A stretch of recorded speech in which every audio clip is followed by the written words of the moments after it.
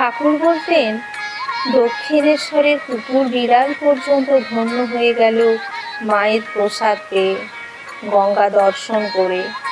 সেই কুকুরটা এছাড়াও চিনেছিল এখানকার সার বস্তুটি কি। ঠাকুর তার নাম দিয়েছিলেন কাপ্তেন।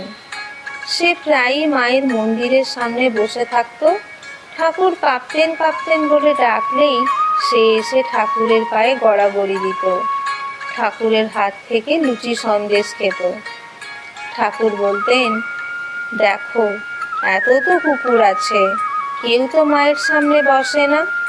এই কাপ্তেনটা শাপগ্রস্ত হয়ে জন্মেছে, ওর পূর্বজন্মের সংস্কার তাই এখানে করছে। ধন্য হয়ে গেল।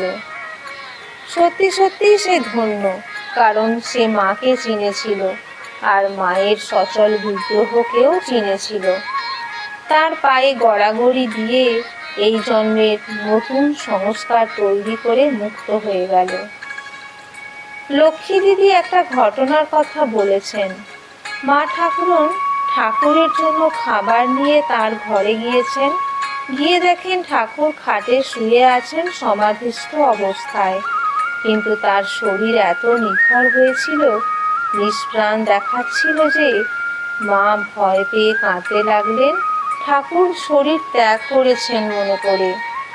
তারপরেই তার মনে পড়ে গেল ঠাকুর তাকে এক সময় বলেছিলেন, ওই অবস্থায় যদি তিনি তার পা ছুঁয়ে দেন তাহলে ঠাকুর বাহ্য ভূমিতে নেমে আসবেন।